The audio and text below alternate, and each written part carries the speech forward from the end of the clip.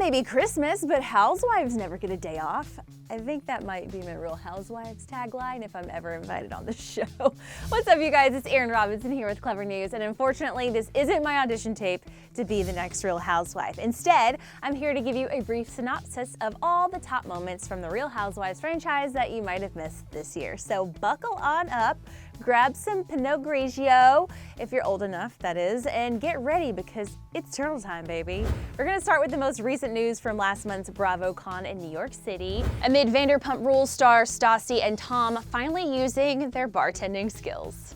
And LuAnn putting on her burlesque show. Andy managed to gather some of the housewives from all over the country for one big Watch What Happens live show. And yes, it only took a matter of minutes before things got wild. But the most shocking thing to come out of this was the announcement of a new Real Housewives series, The Real Housewives of Salt Lake City. The new series is set to premiere sometime in 2020, and apparently the cast has already been selected.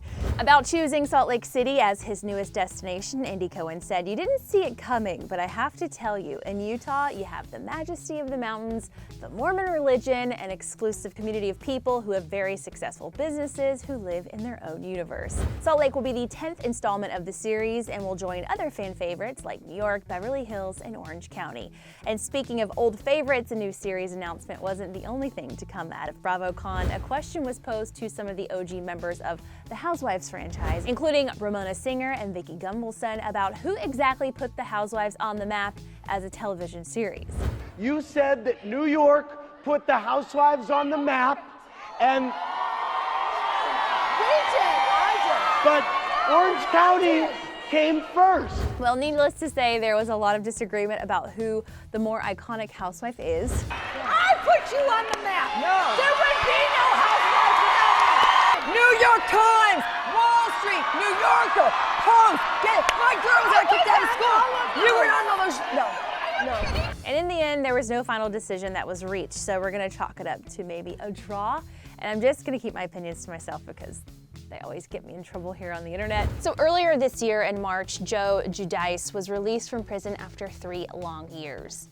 He and his wife Teresa both served time for fraud charges against them. But while Teresa got to go back home to New Jersey after her 11-month prison stay, Joe faced a much harsher discharge. In late 2018, a judge ordered Joe to be deported to his native country of Italy come the end of his prison stay.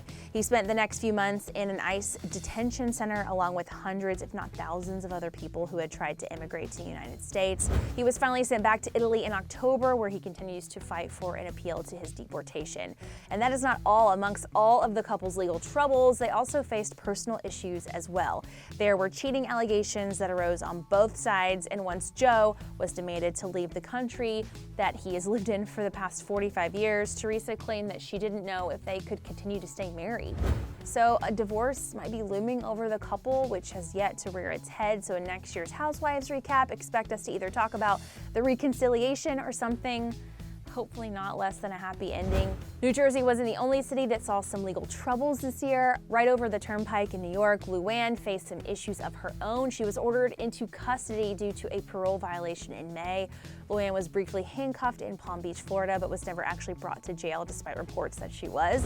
In April of this year, it was reported that LuAnn had violated her parole by having 2 mimosas after her cabaret show in Chicago. She also failed to hand in documentation that she had been completing her mandated alcohol anonymous meetings. Her probation officer reported these claims to a Florida court where LuAnn was first sentenced back in 2017 after facing felony charges of battery against law enforcement, trespassing, and disorderly intoxication.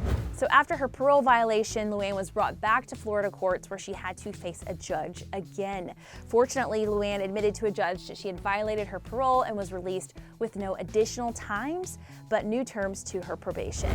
For the remainder of her probation, which ended on August 28th, LuAnn had to call into weekly counseling sessions, attend monthly psychiatric sessions, and keep a breathalyzer in her car.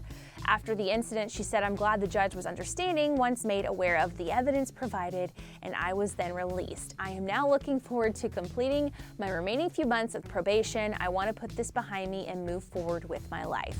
So sure, that was a hiccup for LuAnn, but now her probation is over, and we hope that she is still on her way to recovery and sober living. Following the theme of recovery, an unexpected knight in shining armor came to victims of Hurricane Dorian in the Bahamas earlier this year. It was the most intense cyclone on record to hit the Bahamas and is regarded as the worst natural disaster in the country's history. But Skinny Girl legend herself, Bethenny Frankel's lightning-fast activism helped to lessen the devastation that was caused by the storm. She shared an Instagram post to her followers about the mission for the hurricane relief. We'll be providing crucial supplies, immediate medical support, and helping to evacuate those who weren't able to leave their homes before the storm, she said, along with a photo of her team. She also kept people updated on their fundraising efforts on Twitter, giving them metrics every step of the way. We've raised $1.25 million to date in approximately 20 tons of donated aid for the victims of the Abacos. This isn't including donated cargo plane and $1 million plus water purification system that we're working on. And the aid did not stop at the end of the storm. Bethenny went to the island herself to help with the relief effort. She also is helping to rebuild the island after the destruction that the storm caused. She also said, we'll provide materials and manage products and aim to have roofs on and schools rebuilt by the end of the year. One Housewives moment that really defined the past year was the drama that occurred between Lisa Vanderpump and Kyle Richards. The year started with the two feuding over Puppygate 2018, and it only got worse from there. Lisa straight up refused to speak to most of her Housewives of Beverly Hills castmates, and there were loads of reports that Lisa believed that she was above her other co-stars. This included her castmate and longtime friend Kyle, who starred alongside Lisa way back in season 1 of Beverly Hills in 2010. In July, she announced that she would be leaving the Real Housewives franchise for the time being and didn't show up to the reunion for the past season. At BravoCon last month, she said about her past year, "It was a difficult time in my life, so I'm actually happy to have moved on and come out of the other side because that year was brutal for me. I don't want to go back there." She did everything she could to avoid the rest of the Real Housewives at the Bravo event and instead hung out with the cast of her other Bravo show, Vanderpump Rules. And as for Puppygate, Lisa is still advocating for dogs everywhere. She recently just celebrated the 4th annual Vanderpump Dogs Foundation Gala. And we're going to end this on a high note here in Atlanta. Finally, after months of waiting and hoping, we finally got to see not 1, not 2, but 3 full episodes of Porsha getting ready to have her baby. In the 3-part series appropriately titled Porsha's Having a Baby, we saw everything from the happy couple choosing a baby name to soon-to-be grandma drama to the first ever shot of Porsha and Dennis's new baby. But the episode was everything we could have hoped for and more. I mean, they picked the baby name because Dennis already had the name tattooed on his body because of an ex-girlfriend. It's just so perfect. She also shared a picture of Pilar earlier this year, captioning, "My heart out of my body, my entire life has been made." Of course, the baby already has her own Instagram account and also, of course, a diamond Rolex to match her parents. Porsha's scheduled C-section went off without incident, and now that baby Pilar is here, we just have to look forward to Porsha and Dennis's wedding, maybe coming next year. Whew, so those are all the biggest Housewives moments this year. Let me know your favorite moments down in the comments below, and while you're there, let's try to settle that debate of who really put the Housewives on the map. Let me know your thoughts in the comments below, and then you can make sure to subscribe to Clevver News so that we can keep bringing you the hottest content from New York, Beverly Hills, or wherever else this show takes us. Also, don't forget to click right over here for another video. I'm Erin Robinson, and I'll see you next time.